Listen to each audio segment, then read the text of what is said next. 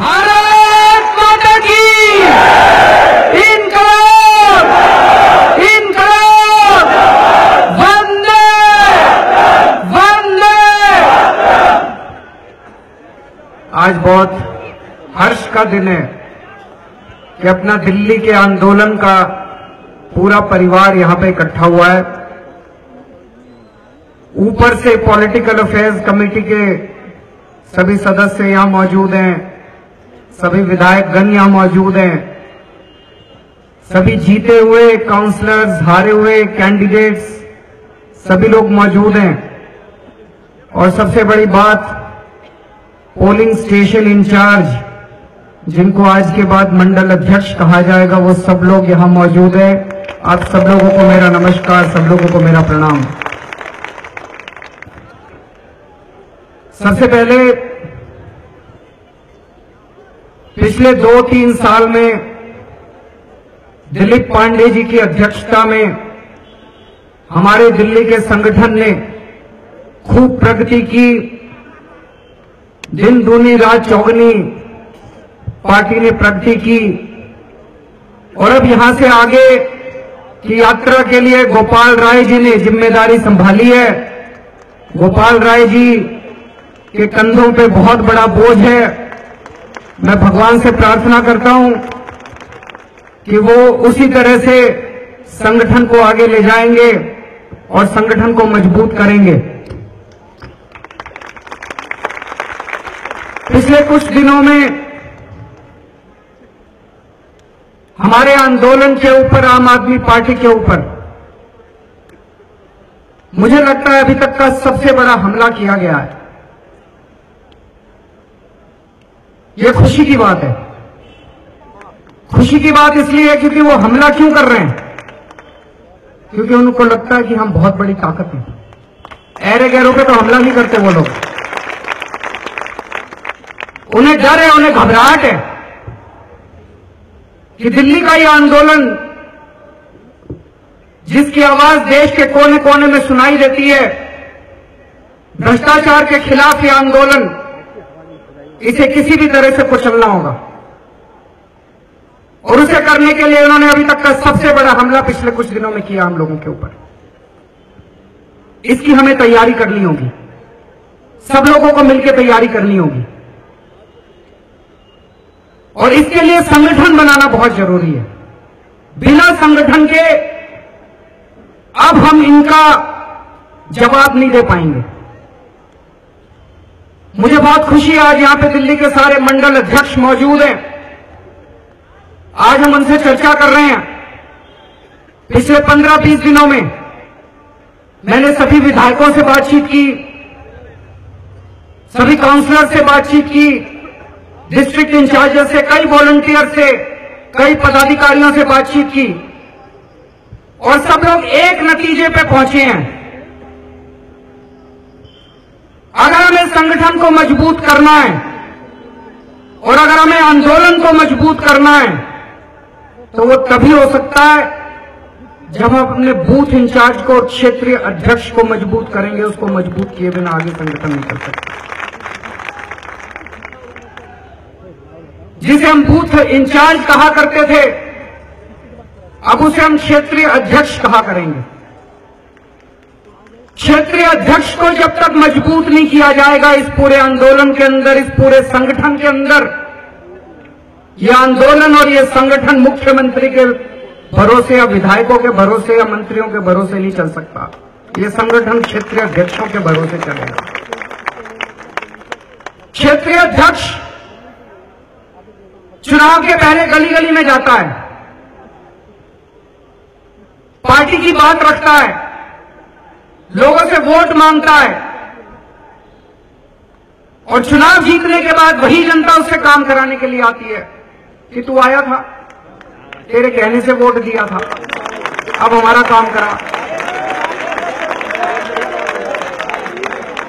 और फिर जब वो काम कराने जाता है, चाहे वो विधायक के पास हो, चाहे वो मंत्री के पास हो, चाहे वो मुख्यमंत्री के पास हो, और उसका काम नहीं होता और जब वो वापस गली में आता है तो उसको अपना चेहरा छिपाना पड़ता है।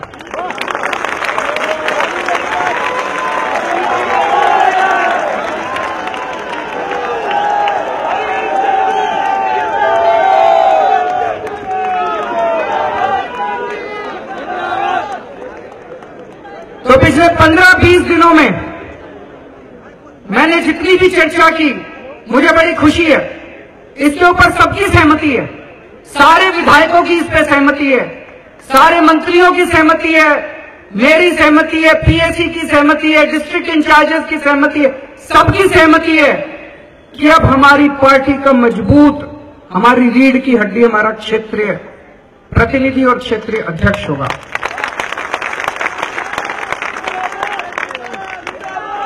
अगर क्षेत्रीय अध्यक्ष कोई काम लेके आता है,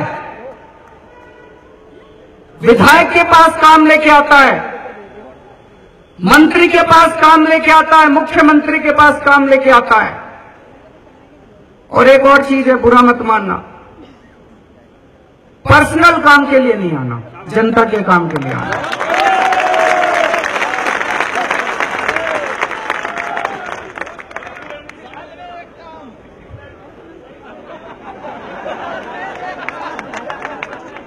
हम लोगों ने ये पूरा आंदोलन देश के लिए लड़ा है, हम लोगों ने ये पूरा आंदोलन समाज के लिए लड़ा है। आप लोग भी जब 2 साल पहले घर घर वोट मांगने के लिए गए थे, जब अन्ना जी के साथ खड़े हुए थे, देश से भ्रष्टाचार दूर करने के लिए गए थे, तो अपने लिए काम नहीं करना, समाज के लिए करना। और हम सारे, जितने हमारा बड़ा परिवार है, क्षेत्रीय अध्यक्ष हैं, जितने हमारे मंडल अध्यक्ष हैं, 99.9% लोग आज भी निस्वार्थ भाव से जनता के लिए ही काम कर रहे हैं। एक एक हीरा है हमारे पास, एक एक हीरा है हमारे पास। तो अब जनता के लिए काम लेके आना, जितने भी काम है जनता के काम लेके आना। और सारे विधायकों ने, मेरी कई मीटिंग हुई है विधायकों से, कई राउंड मीटिंग हुई है, एक एक से अलग अलग मिला, फिर 5-5 से मिला, फिर सबके साथ मिला। सबने मुझे वादा किया और मैंने मंत्रियों को भी बोला है कि अगर कोई क्षेत्रीय अध्यक्ष आपके पास काम लेके आता है, कोई क्षेत्रीय प्रतिनिधि आपके पास काम लेके आता है, आप बाकी सारे काम छोड़ के सबसे पहले उसका काम करना।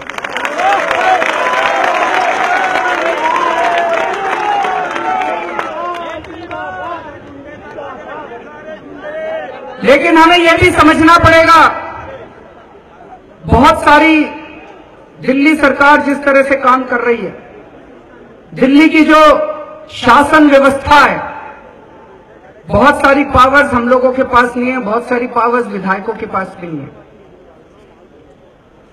मैं आज पूरे मंत्रिमंडल और हमारे सारे आम आदमी पार्टी के सारे विधायकों की तरफ से ये आश्वासन देता हूं कि जितने काम हो सकते हैं इस कानूनी व्यवस्था के अंदर हमारी ताकत के हिसाब से, वो सारे काम जनता के आपके द्वारा करवाए जाएंगे। जितने, मैं एक उदाहरण देता हूं ऋतुराज जी का। इन्होंने अपनी विधानसभा में 80 कॉलोनियों में पानी पहुंचाया, 80 कॉलोनियों में। ऐसे बहुत सारे विधायक हैं, मैं केवल बहुत सारे विधायक हैं जिन्होंने खूब काम किया है हर विधानसभा में। लेकिन जब वोट मांगने के लिए गए, जनता को यह नहीं पता था कि विधायक ने करवा दिया, जनता ने सोचा सरकार ने करवा दिया। गलत तो नहीं कर रही जनता? तो अब अपने को यह करना पड़ेगा, कोई भी काम कहीं पे शुरू होगा, पहले क्षेत्रीय अध्यक्ष को बताया जाएगा, क्षेत्रीय अध्यक्ष वहां जनता के साथ जाके मिलेगा, काम शुरू होने के दौरान क्षेत्रीय अध्यक्ष को वहां पे इस बात का क्रेडिट मिलना चाहिए कि काम शुरू हो रहा है।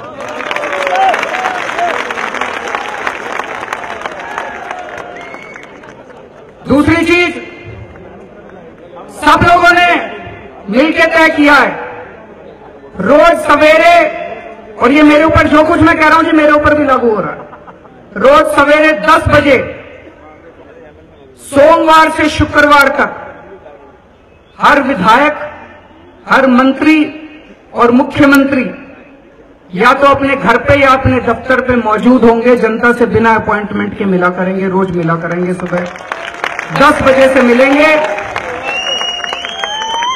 और तब तक नहीं उठेंगे जब तक जितने लोग आए हैं उन सबसे मिलना लें वो लोग। मैं भी रोज मिलता हूं, सोमवार से शुक्रवार तक मिलता हूं। आप में से कोई कभी आना चाहे बिना अपॉइंटमेंट के मिलता हूं। और मेरा ये सुझाव है कि कौन व्यक्ति सुबह 10 बजे कितने बजे कहां मिलेगा, ये गोपाल भाई अगर सब मंत्रिमंडल से भी और विधायकों से भी लेके अगर सबको सूचित कर दे तो सब लोगों को इसका फायदा होगा।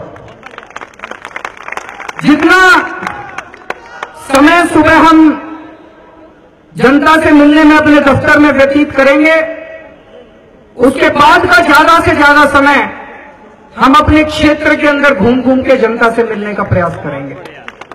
लेकिन शनिवार और इतवार सबके लिए कंपलसरी है कि शनिवार और इतवार को हर विधायक, हर मंत्री अपने अपने क्षेत्र में जनता से मिलने के लिए जरूर जाएगा।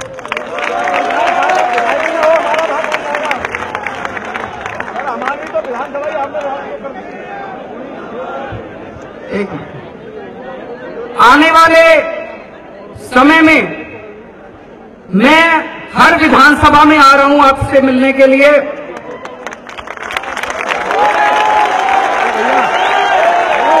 लेकिन एक शर्त है जी, आज यहां पे जितने मंडल अध्यक्ष आए हैं, आज मैं आप लोगों को एक छोटा सा होमवर्क दे रहा हूं। हर मंडल अध्यक्ष को, अब उसके नीचे जितने भी बूथ आते हैं, किसी के नीचे 3 भी आते हैं और कुछ मंडल अध्यक्ष ऐसे हैं जिनके नीचे 13 बूथ भी आते हैं। अब आपको अपने अपने क्षेत्रीय अध्यक्ष को, बूथ इंचार्ज को तुरंत नियुक्त करना पड़ेगा। जिस विधानसभा में सारे क्षेत्रीय अध्यक्ष नियुक्त हो जाएंगे, मैं अगले दिन आ जाऊंगा, वहां पे मेरे को बता देना।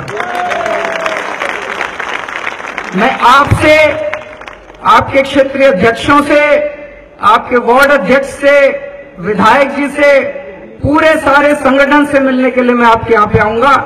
और जितना जल्दी जल्दी आप करते जाएंगे उतना एक एक दिन में मैं सोच रहा हूं 3-3, 4-4 विधानसभा भी मैं कवर कर सकता हूं, बशर्ते आप जितनी जल्दी अपना होमवर्क पूरा कर लें।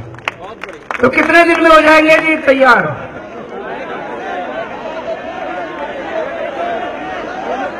10 दिन में?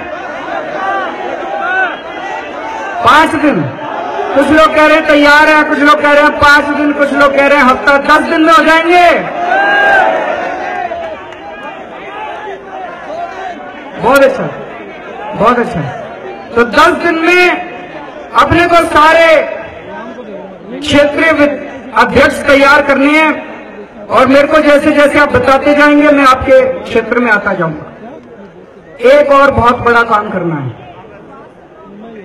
मीडिया अपने साथ नहीं है और मीडिया की गलती नहीं है, मीडिया की गलती नहीं है।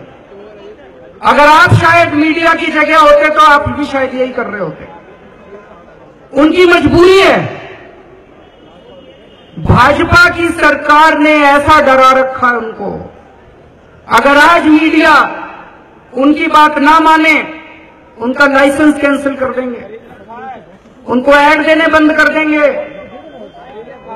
और जैसे हमारे ऊपर इतने केस लगा रखे हैं उनके ऊपर केस लगा देंगे। तो सारे डरे पड़े हैं, सारे डरे पड़े हैं मीडिया वाले। दूसरी चीज जो बहुत जरूरी है,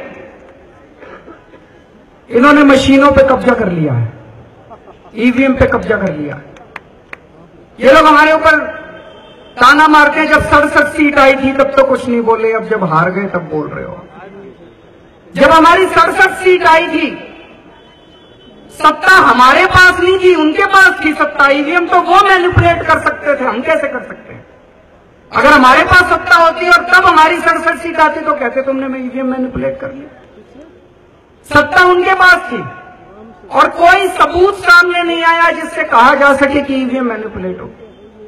ये लोग हरियाणा में जीते, हमने नहीं कहा ईवीएम मैनिपुलेट हुई। ये लोग महाराष्ट्र में जीते, झारखंड में जीते, कई स्टेट्स में जीते, हमने नहीं कहा। लेकिन पिछले 3-4 महीने में कुछ ऐसा हो रहा है कि चारों तरफ से खबरें आ रही हैं, पूना के अंदर ये हो गया, चंडीगढ़ में ये हो गया, पंजाब में ये हो गया, उत्तर प्रदेश में ये हो गया, उत्तराखंड में ये हो गया, भिंड में ये हो गया, वो राजस्थान का कौन सा धौलपुर में ये हो गया, चारों तरफ से खबरें आई हैं, कोई बटन दबाओ कमल आ रहा है, कोई बटन दबाओ कमल आ रहा है, तो कुछ तो गड़बड़ है। तो जब हमने आवाज उठाई तो बोले जी सबूत दो, सबूत दो। ये तो भला हमारे सौरभ भारद्वाज का कुछ अच्छा ही ज्यादा ही पढ़ा लिखा है, कंप्यूटर इंजीनियर है, और बताते चिप्स बनाने का ही काम करा करता था विधायक बनने के पहले। तो उसने इनको ईवीएम टेम्पर भी करके दिखा दी, उसने दिखाया, आप लोगों ने देखा, किस किसने देखा था? वो सबने देखा था। उसने करके भी दिखा दी, कहते जी ऐसे होती है टेम्पर।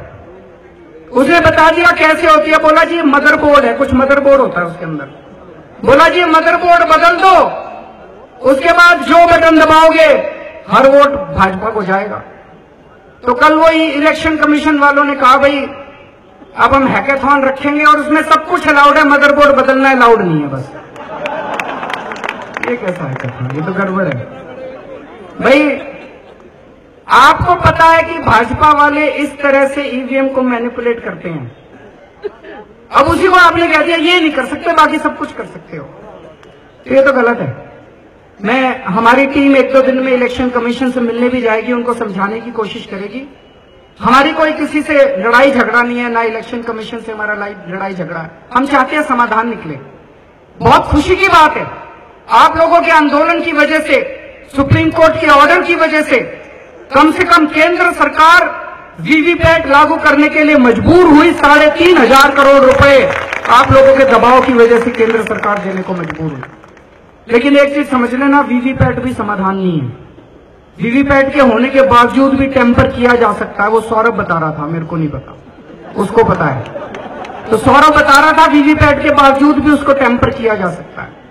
तो उसका तरीका एक ही है कि जितनी पर्चियां निकलती हैं, एक राज्य में 25% विधानसभाएं, लॉटरी से निकाल लो 25% विधानसभाएं, 25% बूथ या 25% विधानसभाओं पे जितनी पर्चियां निकली उनकी काउंटिंग करा लो और उसको ईवीएम से मैचिंग करा लो। अगर दोनों मैच हो जाएं तो नतीजे घोषित कर दो, इसका मतलब नतीजे ठीक है, ईवीएम ठीक है। और दोनों अगर मैच ना हो तो इसका मतलब गड़बड़ी कर रखी है। मुझे इस बात की भी बहुत खुशी है, कल इलेक्शन कमीशन ने जो प्रेस कॉन्फ्रेंस की थी, उन्होंने उसमें कहा कि सभी पार्टियों की डिमांड है और वो इसको सीरियसली सोच रहे हैं। अगर इलेक्शन कमीशन इसको लागू कर देता है तो हमारी कोई तकरार नहीं है, हम बड़े खुशी के साथ कह सकते हैं कि आने वाले सारे चुनाव फ्री एंड फेयर होंगे इस देश के अंदर। पिछले कुछ दिनों में खूब आरोप लगाए गए मेरे खिलाफ, मनीष सिसोदिया के खिलाफ, सतिंदर जैन के खिलाफ, पार्टी के खिलाफ, फंडिंग को लेकर बिल्कुल बेबुनियाद आरोप, कोई सबूत नहीं, कुछ नहीं, बस कीचड़ फेंक रहे थे, कीचड़ फेंक रहे थे, कीचड़ फेंक रहे थे कि कुछ तो चिपकेगा, कुछ तो चिपकेगा। मैं ये सोच रहा था इन्होंने 2 साल में सारी जांच एजेंसियां हमारे ऊपर छोड़ रखी है, सारी एजेंसियां, सीबीआई हमारे खिलाफ छोड़ रखी है। मेरे ऊपर सीबीआई की रेड हुई, इनको कुछ नहीं मिला सीबीआई की रेड में। मैं ये सोच रहा था जैसे दूसरे नेताओं पे जब इन्होंने सीबीआई की रेड करी उनके खिलाफ कुछ मिल गया और वो नेता चुप हो गए क्योंकि उनकी गर्दन उनके हाथ में आ गई। अगर मेरे खिलाफ इनको कुछ मिल जाता, आज मैं आपके सामने खड़ा होकर इनकी इतनी बेबाकी के साथ बात नहीं कर सकता, मेरी भी गर्दन इनके हाथ में होती। लेकिन कुछ करा नहीं मैंने, कोई चोरी नहीं कर रखी मैंने, कोई चोरी नहीं कर रखी मनीष सिसोदिया ने, कोई चोरी नहीं कर रखी सतिंदर जैन ने, हम लोगों ने कोई चोरी नहीं कर रखी। इसीलिए ये हमारे को तोड़ नहीं पा रहे। नहीं तो मैं ये सोच रहा था, ये जितने पिछले 2 महीने से आरोप लगा रहे हैं, इसमें रत्ती भर भी सच होता, इतना सा भी सच होता, अभी जेल में बैठा होता मैं। जब इनको कुछ नहीं मिला तो जो कागज थे जिसमें कुछ नहीं था वो इन्होंने मीडिया को देने चालू कर दिया, ऊट पटांग के आरोप लगाने थे। बोले 16,000 की थाली खाली, झूठ था। अगले दिन बोले 97 करोड़ रुपए का एड आम आदमी पार्टी से रिकवर करेंगे, पढ़ा था आपने अखबारों में। बोले कि 97 करोड़ रुपए का एड आम आदमी पार्टी से रिकवर करेंगे। हम लोग कोर्ट चले गए। कोर्ट में आपको जान के ताज्जुब होगा, केंद्र सरकार का वकील कहता है हमने रिकवरी के तो ऑर्डर ही नहीं किए जी। ये पता आपको? नहीं पता। मीडिया ने नहीं दिखाया। मीडिया ने ये तो दिखाया कि 97 करोड़ रुपए की रिकवरी के ऑर्डर हो गए। मीडिया ने ये नहीं दिखाया कि केंद्र सरकार के वकील ने जाके कहा जी रिकवरी के तो ऑर्डर ही नहीं करे हमने। हम स्टे लेने के लिए गए थे, ये कह रहे थे 1 मई से रिकवर करेंगे, आम आदमी पार्टी के बैंक अकाउंट अटैच कर देंगे, सारा पैसा ले लेंगे इनसे। तो हम स्टे लेने के लिए गए थे कोर्ट में। कोर्ट में इनका वकील कहता है जी हमने तो रिकवरी के ऑर्डर ही नहीं करे। तो जज बोला फिर स्टे किस बात करते जब ये रिकवरी कर ही नहीं रहे। अगर ये रिकवरी करने की कोशिश करे तो आप दोबारा आ जाना, मैं रोक दूंगा इनको। ये जज ने कहा है, कोर्ट का ऑर्डर है, कोर्ट के ऑर्डर की कॉपी। फिर इन्होंने कहा शुंगलू कमेटी। भाई साहब, भारत के इतिहास में पहली बार हुआ होगा, 2 साल हमारी सरकार चली, 2 साल सरकार चलने के बाद इन्होंने अपनी एक कमेटी बनाई। उस कमेटी ने हमारी सारी फाइलें, 405 फाइलें जिसमें हमने साइन करे थे, मैंने और मेरे मंत्रियों ने 405 फाइलों में साइन करे थे 2 साल में, सारी फाइलों की जांच कर ली इन्होंने सारी। कुछ तो मिलेगा, कुछ तो मिलेगा, कुछ नहीं मिला इनको 405। सबसे बड़ा हमारा ईमानदारी का सबूत यही है, सबसे बड़ा सर्टिफिकेट हमको ईमानदारी का बीजेपी की सरकार ने दिया है। सारी फाइलें चेक करने के बाद इनको पूरी शुंगलू कमेटी की रिपोर्ट भेज दूंगा मैं आप लोगों को, आप भी पढ़ लेना। एक नए पैसे का भ्रष्टाचार उसके अंदर नहीं निकला शुंगलू कमेटी। फिर बोले केजरीवाल ने 2 करोड़ रुपए ले लिए। अब उसमें कोई सबूत नहीं, कुछ नहीं, ढेले का सबूत नहीं उसके अंदर। केजरीवाल ने 2 करोड़ रुपए लिए। मैं ये सोच रहा था अगर यही आरोप किसी और नेता पे लगा होता, ये मीडिया वाले चलाते क्या? बिल्कुल नहीं चलाते। हमारे ऊपर कोई खड़ा होके कुछ भी बोल दे, ऐरा गहरा है, कुछ भी बिना सबूत के बोल दे, सब चलाते हैं। क्यों? इस देश की सारी भ्रष्टाचारी ताकतें इकट्ठी हो गई है और सबसे बड़ा वार आपके ऊपर किया जा रहा है, सबसे बड़ा हमला किया जा रहा है। आपको याद होगा जब से आंदोलन शुरू हुआ, इस देश की बहुत बड़ी बड़ी ताकतों के खिलाफ हमने आवाज उठाई। रॉबर्ट वाड्रा के खिलाफ आवाज उठाई, मुकेश अंबानी के खिलाफ आवाज उठाई। उनके भ्रष्टाचार को हमने, उनकी करतूतों को हमने देश के सामने रखा था। और आज भी हम भ्रष्टाचारी ताकतों से लड़ रहे हैं, बिजली कंपनियों से लड़ रहे हैं, टैंकर माफिया से लड़ रहे हैं, पीडब्ल्यूडी में ठेकेदारों के माफिया से लड़ रहे हैं, बड़े बड़े माफिया से लड़ रहे हैं। आज भी हम लोग, हमारे पास क्या था लड़ने के लिए? एक ही हथियार था मेरे पास, मेरी सच्चाई और मेरी ईमानदारी।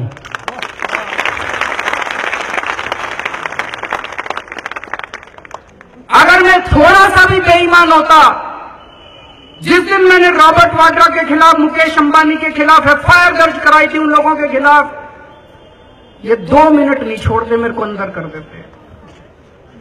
केवल मेरी सच्चाई और मेरी ईमानदारी मेरा सबसे बड़ा हथियार था। आज ये वो कीचड़ फेंक फेंक के, कीचड़ फेंक फेंक के मेरे से मेरा वो हथियार छीनना चाहते हैं। लेकिन मुझे देश के लोगों पे, देश के लोगों का शुक्रिया अदा करना चाहता हूं।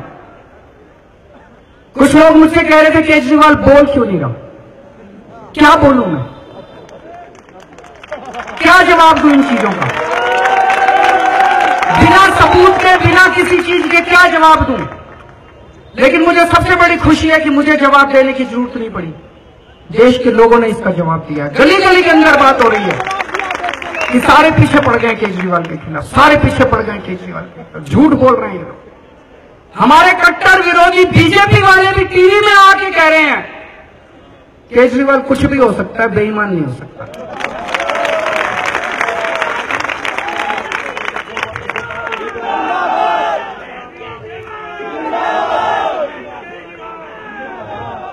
आज हमारी पार्टी के चंदे के ऊपर ये लोग सवाल खड़ा कर रहे हैं। मैं आप लोगों को एक भरोसा देना चाहता हूं, इस पार्टी, ये पार्टी आपके खून पसीने की कमाई से चलती है।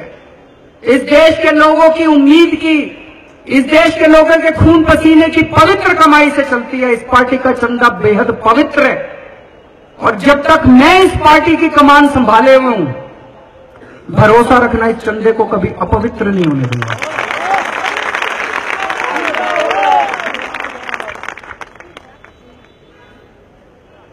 इस देश की, इस दुनिया की बड़ी से बड़ी, सबसे शक्तिशाली भ्रष्टाचारी ताकतों से लड़ने की हिम्मत रखता हूं मैं।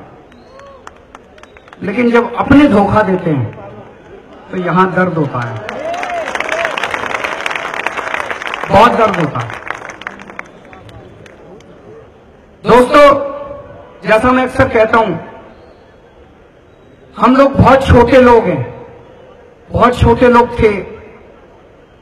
ये तो कुछ ना कुछ ऊपर वाले का, कुदरत का। आप में से कितने लोग भगवान पे भरोसा रखते हैं? जरा हाथ खड़े कर। सब लोग भगवान को मानते हैं।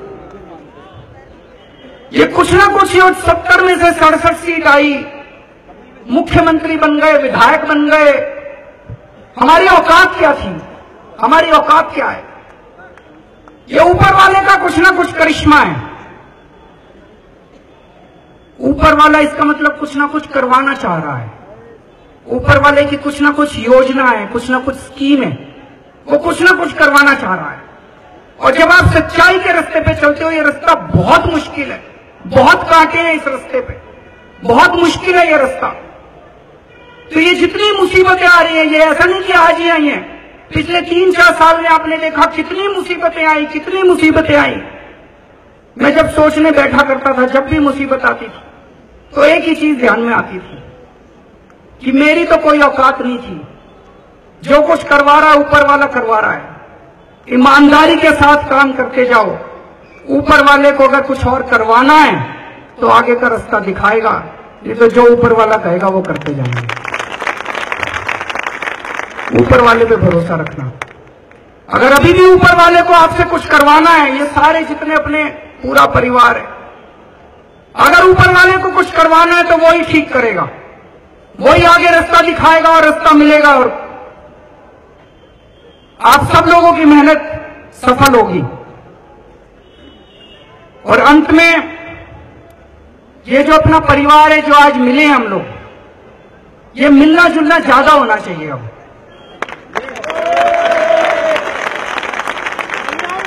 तो आखिरी एक और निर्णय है, हर रविवार, महीने के पहले रविवार को, पहले इतवार को शाम को 7 बजे हर विधानसभा के विधायक से लेके क्षेत्रीय प्रतिनिधि तक जितने भी कार्यकर्ता हैं, सारे हर महीने के पहले रविवार को शाम को 7 बजे खाने पे मिला करेंगे। सब अपने अपने घर से खाना लाना चाहिए, विधायक के पास नहीं है, बेचारे के पास। सारे अपने अपने घर से डिब्बा लाएंगे। वहां पे काम की बात बिल्कुल नहीं होगी, मनोरंजन की बात होगी। सब परिवार सारे आएंगे, अपने अपने परिवार को साथ लेके आएंगे और सारे मिलके भोज करेंगे। लेकिन बीच में आधा घंटा मैं लिया करूंगा। 7 बजे सारे इकट्ठे हो जाएंगे। 8 बजे मैं गूगल हैंगआउट के जरिए हर महीने आप लोगों को संबोधित किया करूंगा। जितने आपके प्रश्न हैं, जितने मुद्दे चल रहे हैं, उन सब लोगों, सबके ऊपर मैं आप सब लोगों को संबोधित किया करूंगा। आज बहुत अच्छा लगा, सब लोग इकट्ठे हुए हैं और मुझे पूरी उम्मीद है कि जो भ्रष्टाचार मुक्त भारत का सपना हम सब लोग लेके चले थे, वो सपना जल्द पूरा होगा। भारत माता की